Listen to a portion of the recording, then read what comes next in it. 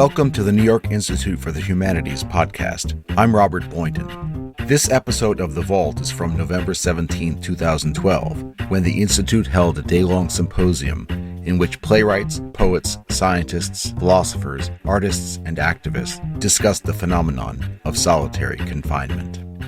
Titled, "Should You Ever Happen to Find Yourself in Solitary? Wry Fancies and Stark Realities," the event was the brainchild of Lawrence Weschler, the Institute's director.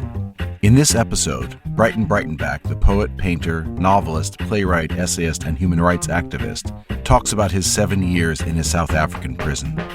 During his imprisonment, he served 2 terms of solitary confinement. The first part of this day was more in the tradition of our wonder cabinets of the past, which was just like one damn cool thing after another. And it was precisely dreams of solitaire, the fantasy of what we would do, what we might do if we were thrown into solitary. And of course, none of it's of any value whatsoever, as you begin to hear when you hear from people who actually have spent time. So we're going to, for the next couple hours, hear from 4 people who have spent time in solitary. We'll begin with Breyten Breytenbach, a great, originally Afrikaans language poet, painter, political activist, who was in exile in Paris during the 70s, didn't feel he was doing enough, went back incognito and was captured. Well, I'll let him tell the story, but he spent 7 years in prison and part of that in solitary. Well, if anybody should know the story, Ren Shudi actually wrote about it. Sometimes I think I understand myself better, the little bit that I do understand, looking at what Ren understood. That's one of the occupational hazards of being a writer oneself, is that one is continually shaping your own experiences, and I think thereby also, to a certain extent, shaping one's own memories. It's very difficult to re-access the rawness of the experience as it actually took place. And I don't think that's necessarily a very bad thing. As we heard in the first part of the proceedings today, I think people project and people imagine. And to a large extent, this is what happens while you are undergoing that experience. That's a way of surviving, to project yourself beyond those experiences, perhaps imagine yourself elsewhere. And of course, as you try to make sense, if you survive, if you come out the other side, you are acutely aware of the fact that the very means through which you try to imagine what happened to you and try to recount and try to interact in a normal way, normal quotation marks, with the world again, those means are very clearly conditioned by whatever craft, whatever way you use. In my case, it's writing and painting. I must admit that it's very difficult to talk about because obviously, there's a lot that people think they know, and there's a lot of it people know, perhaps without knowing that they know it. I don't talk about this very often anymore, so that's one reason why I accepted this, Ren, is perhaps to revisit from another angle after many years this particular experience, and to see what it means to me and how much of it I can convey. But I am inclined to talk about it in a kind of an indifferent, or rather a secondary way.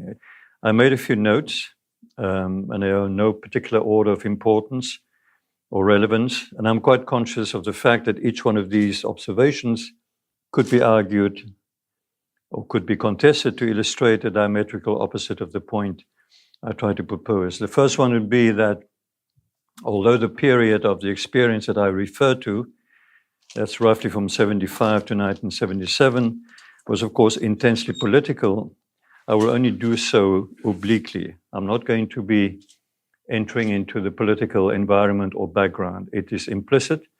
It will at some moments be very explicit, but that's not what I thought I'll try and talk about this afternoon. Still, a little bit about the context. The context, of course, is South Africa, 1975. The country was economically, diplomatically, and even culturally isolated and boycotted. Apartheid was then a minority rule. It was still a law of the land. Liberation movements were banned and exiled. Internally, there was some underground resistance, largely driven by the United Democratic Front, made up of trade unions, student and other groupings, church groupings, civil society organizations. I was arrested in August 1975. Ren has alluded to it. I was on my way back into the country in a rather foolhardy mission, clandestine, with an assumed identity. And I was actually arrested on my way out of South Africa at what was then the Jan Smuts International Airport, and has since now been renamed the O.R. Tambo International Airport. Was interrogated for quite an extended period, of which I do not remember very much, because one of the effects that we referred to, or we listened to this morning, losing a sense of time, very much happened to me during those first, what might have been a week, may have been 2 weeks, or may have been a month of intense interrogation by the Bureau of State Security and by state security officials. I was then later on charged with and convicted of terrorism and the Repression of Communism Act.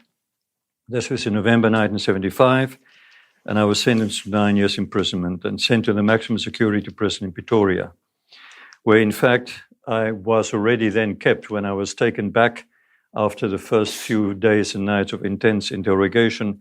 I was taken back, and so it was in a sense just being returned after the court proceedings to an environment that I already knew. But now I knew that I had been sentenced for 9 years.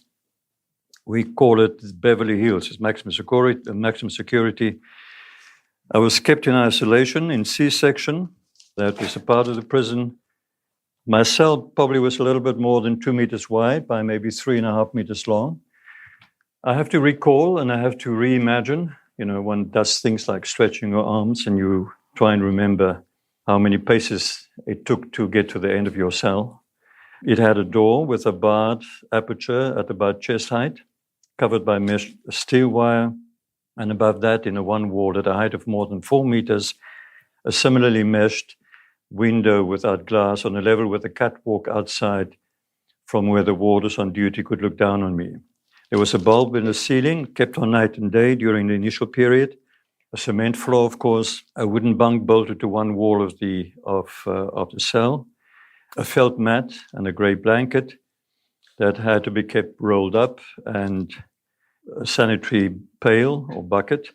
All of these, together with the eating utensils and one's shoes, were kept outside the cell door during the daytime. Your cell door was opened, you had to put this out, and it would come back in at 4 o'clock when it was lockdown time, without the shoes, obviously.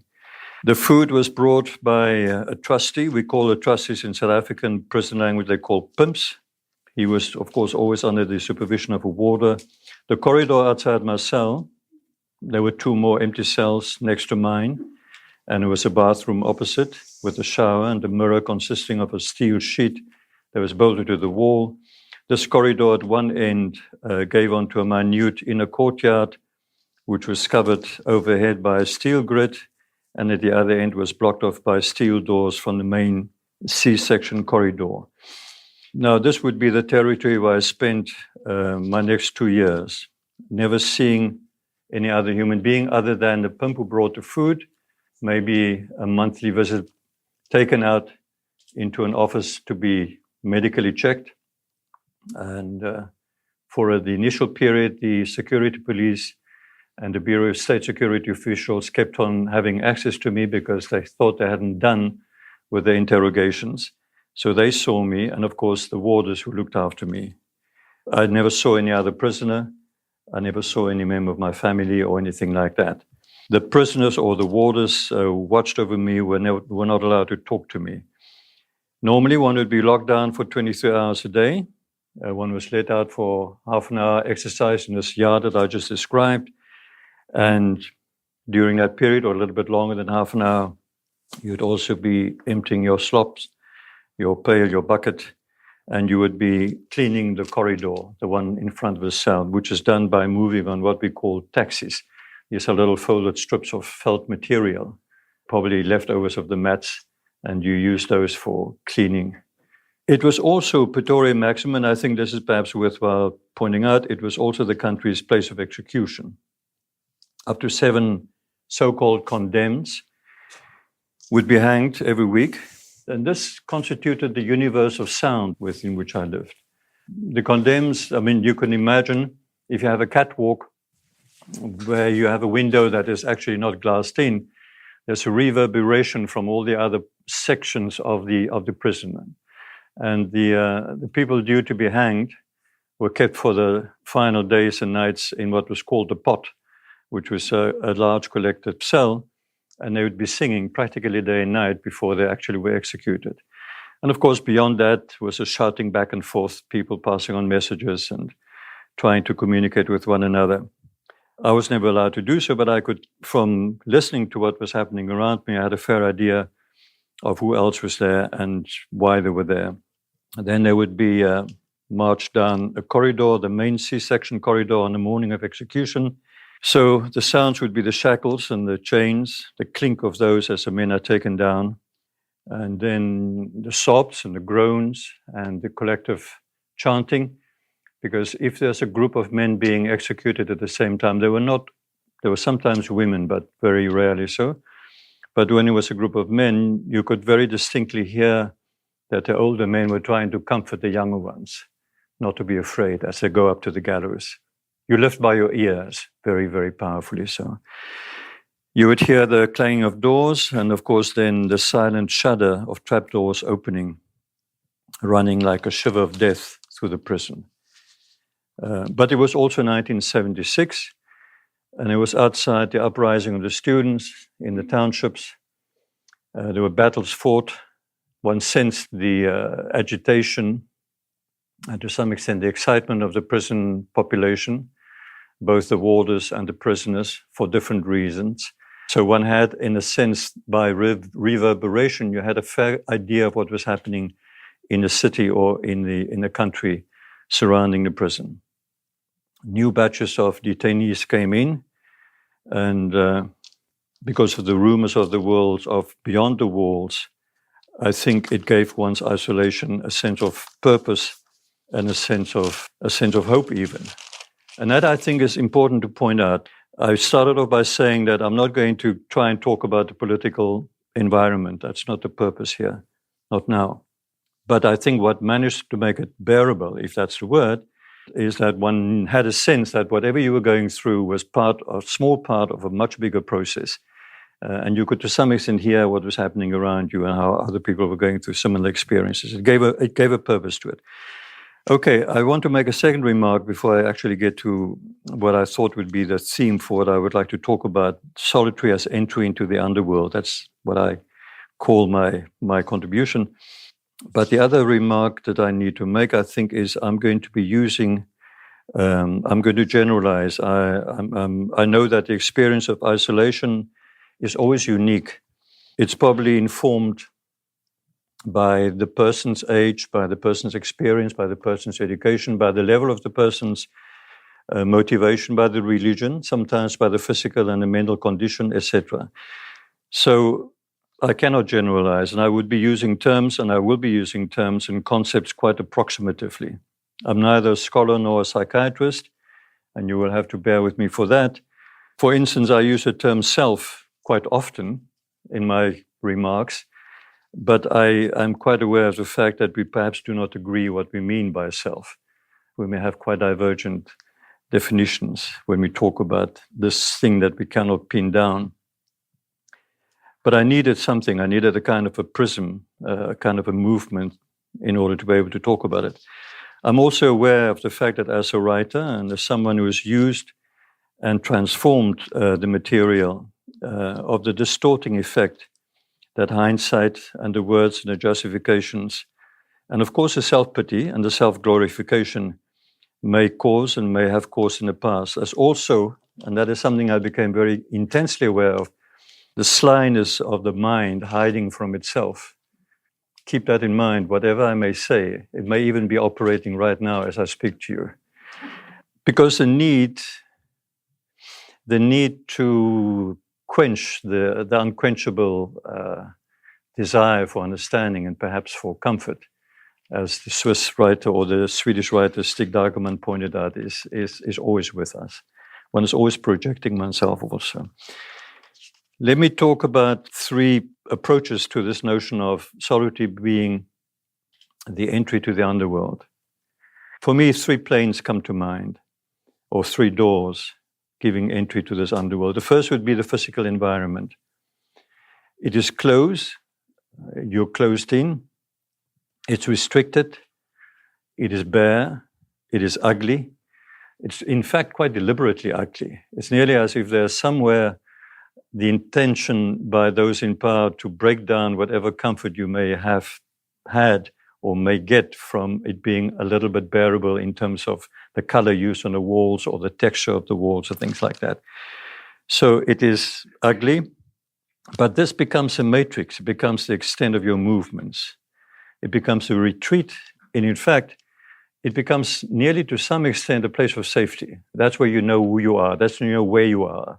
This becomes home in many respects.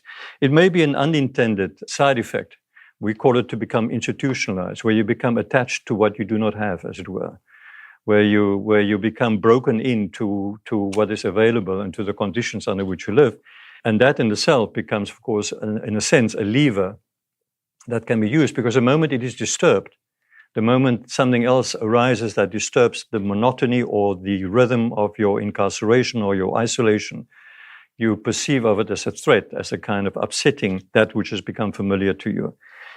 It's come to the point where, for instance, later on during my time in prison, which was 7.5 years, and I was always kept by myself, although not in isolation as for the first 2 years, I was then later on moved to a much bigger cell, and at least I could talk to other prisoners going down the corridor. But even then, whenever there was something that was happening outside, was sent as a kind of an impingement on you. If you had a visit, however much you wanted to be visited by a family member, when that was announced, you actually experience it as some kind of a disturbance. After a while, you don't want to know about the outside world. You become part of the world that you actually live in. The retreat, it becomes your place. It rhythms your rituals. It becomes the exteriorization of your senses. The texture, the smells, the colors, or the lack of colors, on the intensity that this brings about. Something that I experienced very, very powerfully from quite early on, that the fact to be deprived of variation, of variety of colors, of textures, or smells, or sounds for that matter, tended to sharpen the senses enormously. You became intensely aware. It was a breakdown of what I would call the hierarchy of aesthetics, perhaps the hierarchy of experience, and that was replaced by a very intense experience of that which was available, that which you could see. So that if it happened, for instance, over the courtyard, which was meshed in, but there were high walls around it, a bit of colored paper would blow in, and you suddenly saw red. It was like your mind was blown. It was like an explosion. It was just a strip of paper, perhaps, that got blown around a prison yard. But you experience it very, very intensely. You learn to live within the confines. The mind, or what passes for mind, becomes like a rat in a cage, endlessly repeating the same ruses to look for the break or for the fault line, which, when it does present itself, you perhaps will not recognize, or perhaps when it does present itself, you will not take it, except if it were to present itself as suicide. If you were to try and commit suicide, you will be charged with potential damagement to state property. So you're not allowed to do that. But of course, it has its own strangeness, and it brings along its own fears. You live with your strangeness and you live with your fears as something outside yourself. Again, let's call it the premises. And again, now I know I'm on very dangerous ground because I'm talking to people who know these terms and who use it precisely. But you move into the premises of perhaps what would be incipient schizophrenia, a doubling of self, a talking to self, obviously, but also a watching of self, watching yourself, even in the interaction with the immediate environment around you. And there's a certain fear involved there, because you know that beyond a certain point, you probably will lose control over this other person living with you in a cell. You're trying to restrain yourself. You question this other self. You're trying to restrain yourself. You are conscious of having to project a certain attitude, a certain way of talking, a certain way of being to the warders or to the prison officials. You sometimes weep for yourself. You try and not let anybody know about that. After a while, after the first few weeks, when they put off the light, at least in the daytime, it became a little bit easier to actually hide and to cry. But then, of course, you do develop these weird and interesting rooster conversations along all kinds of lines of philosophy and otherwise. The second door of entry would be what you hear and see and imagine on the outside, when you live by ear and by smell only.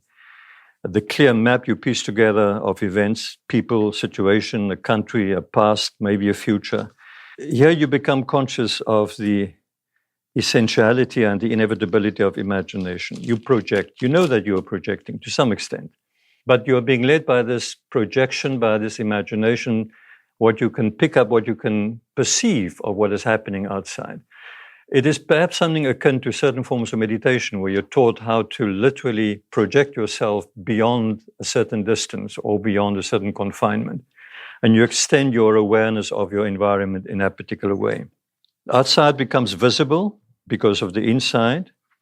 And I was lucky in that I'd been exposed to forms of meditation before I went in, so I could perhaps understand what was actually happening to me to some extent. The third doors of entry, doors of perception in heaven and hell, to quote the other old man, would be when you actually lose it, when you hopelessly enter the irrational and you recognize it, and you don't question or refute it or reject it. You don't really have much of a choice to remain sane about it. You know that you are entering a place which is structured and which has its own geography, its own topography, and which has probably been there all along. That I found a fascinating thing. This book that I wrote in prison called Mouroir, which is a reflection of that, and many of the poems that I've tried to write since during that time, again and again return to that. I know there are physical landscapes, there are cityscapes, there are relationships, there are people, there are colors, there are sounds that I return to again and again. It's nearly as if entering that particular door finally made it possible to access a world which has perhaps always been there. I try to theorize or I try to explain it to myself. I try not to understand it too much because there's no way in which I can possibly understand it. But I became intensely aware of that. And you recognize it each time you enter there again, even if it may be slightly different from time to time. I was just reading one of the things I wrote in Mouroir, which is a projection, which is an entry into that particular world. And I must say now that I don't no longer recognize it in the same terms. The geography has changed to some extent, but it is familiar at the same time. What is it that is familiar? I think it's an intense sense of helplessness, of impotence, and of a deep melancholy. I think everybody has that to some extent, perhaps. And I'm sure that if one goes into that mind, what you would come back up with, if you do come back up again, wouldn't be the same for each person involved. For some people, it would be intense anger. In my case, it was a kind of a ageless melancholy. I just felt terribly sad. I didn't want to change it, and I knew it wasn't going to change me particularly. But it was not a particularly happy place to be in. That's where you go and meet the other, the double, the guide, the shade. But first of all, what I remember is the physicality and the autonomy of that particular place. I may be aware retrospectively that it must have been a different place and a situation every time, but similarities in experiencing is created this sense of returning to the same place again and again. There's the illusion of continuity and thus of structure. Now, I don't know if for Ren, I think this is where I need your help to perhaps sharpen some points, perhaps maybe two very general remarks.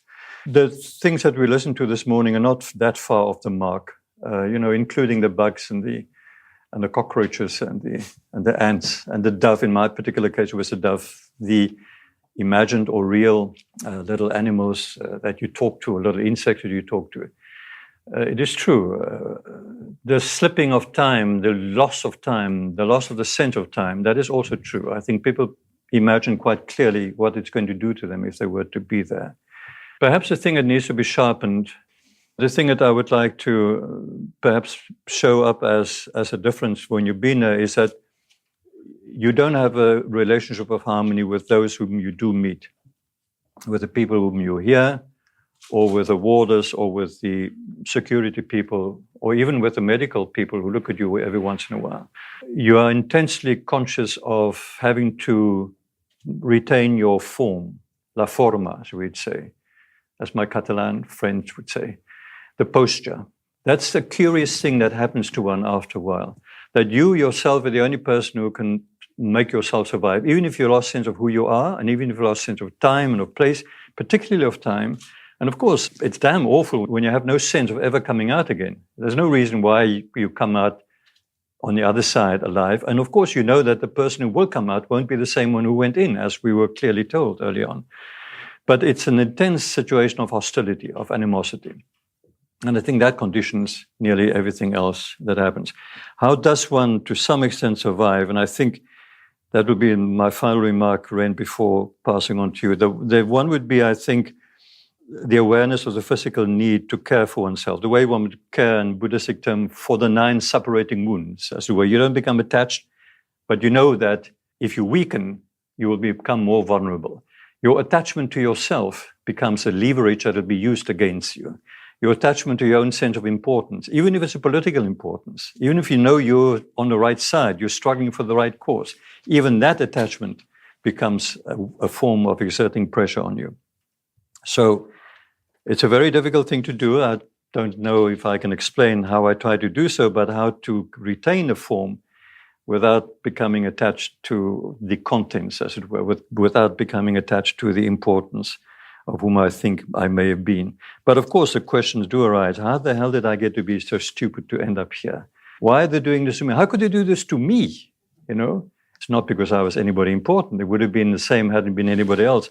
So one has to be very careful to see clearly that what also happens is that you develop an intense sense of self-doubt and self-disgust. You become totally disgusted with your own stupidity and with your own weakness and with your own lack of foresight, etc., etc. Part of this looking after yourself, the form, keeping yourself in shape in some way or other, and I think the movement is very important, and the smells are very important, and the visions that you start having. In my case, these were paintings coming out of the wall, Bruegel and Bosch paintings literally coming out of the wall. Part of that is also recognizing that one is perhaps punishing yourself even beyond the extent to which they will be able to punish you.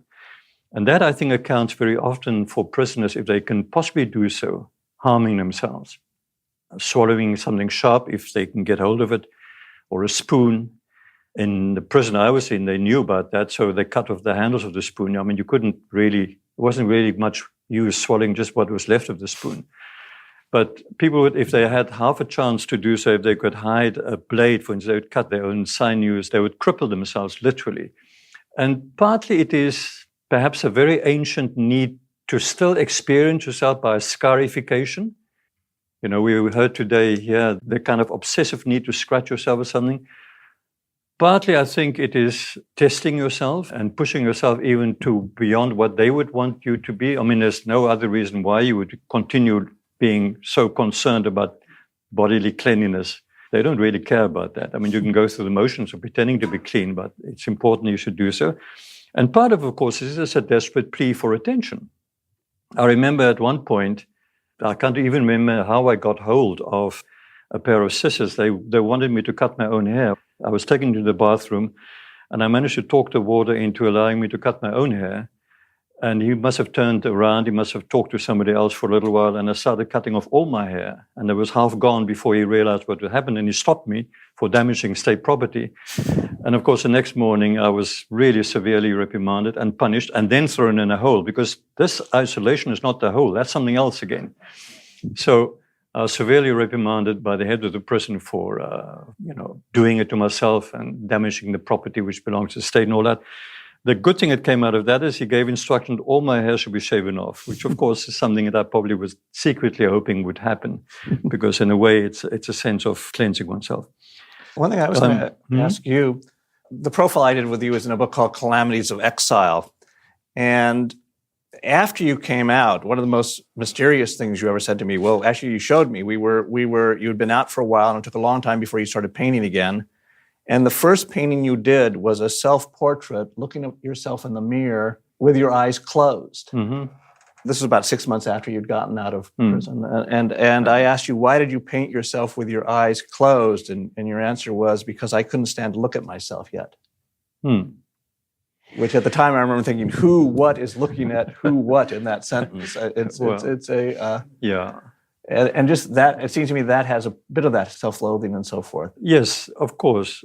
I mean, you must be superbly well prepared and well trained, which I don't think anybody ever is. I've seen people react in a very strange way, or at least I've heard from neighboring cells, people who were kept during my initial period of detention, whom I thought never would crack, and they were weeping and crying and sobbing through the night and all that, and they would be willing to talk to anybody who talked to them. And others whom I thought would be cracking immediately never said a word. So it's unpredictable how one is going to react. And that is part of the thing.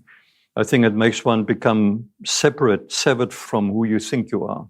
I don't think I was particularly happy with the person that I thought I had become. I was obviously not, there were too many contradictions involved, too many ambiguities, both politically, personally, etc., etc. And it was just a large measure of total stupidity, because literally I should have been far more careful, and I should have known that if I do certain things, the consequences are going to be inevitable. So obviously, yes, there's a self-disgust, but the self-disgust comes more from being deprived of any sense of agency. And that comes a little bit later and far more stronger. So for instance, you're in a cell and there's a corridor outside, up and down, which other prisoners move. And for some other reason, the warders decide to beat up one of the other prisoners. And they will beat him up fairly severely, right where you can see. You're literally 1 yard away. There's a grill between you. You can't intervene. But if you were to shout, or something, stop it, don't do that. It's a human being. It's just going to come on you. I mean, it's just going to, and the fact that you don't do so, that you bite it back, that you become accomplice to, that you're forced to assist. And they know this instinctively. I don't think they're being taught this, because these warders are not very well educated or trained people, neither in psychology nor in anything else. They just instinctively sense that if they can make you submit to the degradation of not being able to do anything where you would instinctively want to do something, it will turn back upon yourself. And that's where the self-disgust comes in a very big way. Thank you so much, Breyten. Pleasure.